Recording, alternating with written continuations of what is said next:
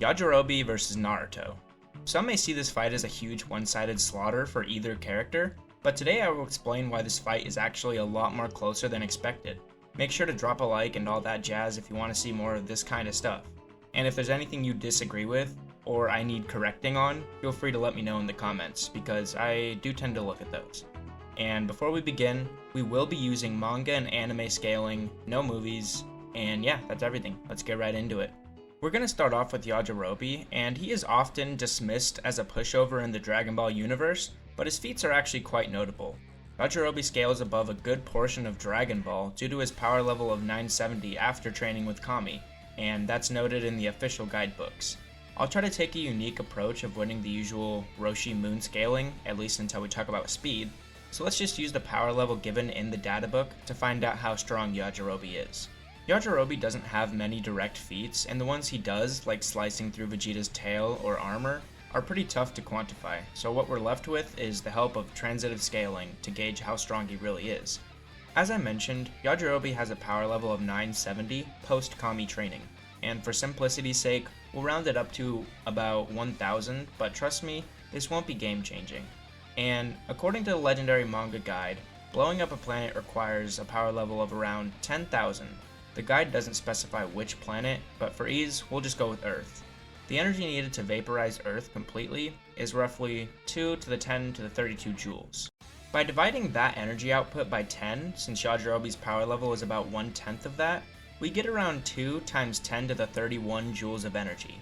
To put this in perspective and maybe more relatable terms, Yajirobe could destroy the moon around 170 times over with that amount of energy. And considering Yajirobe's a bigger guy, his speed isn't half bad either. For speed scaling, we'll keep it simple, and we'll use that moon calc that I was talking about earlier, but not for AP, we'll do it strictly for speed. We see Jackie Chun's beam taking around 13 seconds to hit the moon in Dragon Ball. The distance from the Earth to the moon is roughly 238,000 miles, both in our world and in the Dragon Ball universe. Dividing that distance by 13, we get a speed of around 66 million miles per hour.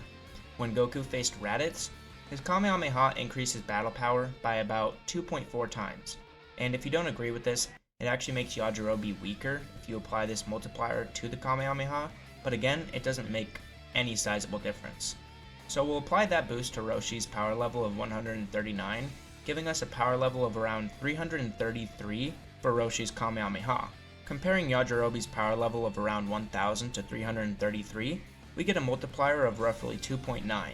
So multiplying the beam speed, 66 million miles per hour, by 2.9 gives us Yajirobe's combat speed of approximately 190 million miles per hour. Easily putting him in the relativistic category. So with that out of the way, let's go ahead and move on to Naruto. For Naruto, I spent a good amount of time looking at different feats and calcs, and based on average feats, I'd place KCM 2 Naruto at country to multi-continental levels of power, given his ability to use Bijou bombs and his scaling from the Jubi and other feats. While 6-Pass Sage Mode bumps him a lot higher, I'd say KCM 2 Naruto is around country all the way up to continental AP. And if you think otherwise, feel free to drop better scaling change in the comment or an overall correction, because I really don't feel confident about his AP, but I feel like in this fight specifically, AP will be the least deciding factor for Naruto. With that being said, let's go ahead and move on to Naruto's speed. And for that, we're going to look at Naruto during the War Arc.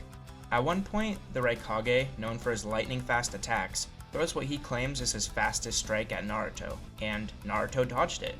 The Raikage's lariat is stated to be light speed, so if Naruto can dodge something faster than that, he is obviously faster than light speed. How much faster? It's pretty hard to quantify, but at bare minimum, he is light speed. So with that out of the way, who would win this bout? And honestly, this fight could go either way depending on a couple of factors. When it comes to AP, attack power, Yajirobe holds his own and might even be scaled higher than many give him credit for. Some may argue that Yajirobe in this scenario scales thousands of times above KCM Naruto in terms of AP due to the massive difference in destructive power. Yajirobe's ability to blow up the moon hundreds of times over puts him in a pretty sizable different league from Naruto in AP. But what about speed? In my opinion, this is where Naruto shines. Naruto is easily light speed or even faster, outpacing Yajirobe by at least 3 to 4 times over, which makes it almost impossible for Yajirobe to even react, let alone land a counterattack. This makes the fight kinda difficult to call, but in my opinion, Naruto's speed gives him the edge. Yajirobe would struggle to land a hit, while Naruto could keep his chakra reserves going far longer than we've seen any Yajirobe showings of stamina. However, there's one caveat. If Naruto ever lets his guard down or slows down for maybe even an instant, Yajirobe only needs to land one clean blow to take Naruto out. So, final conclusion, Naruto wins this fight 7 out of 10 times with medium difficulty. Some may argue that Naruto wouldn't have a way to get through Yajirobe's durability in general because of how much stronger he is, but if that was the case, Naruto would still win out of sheer endurance and being able to outlast Yajirobe. So either way you slice it, in my opinion, Naruto should take the cake here. If you disagree, feel free to drop a comment below and let me know where I went wrong.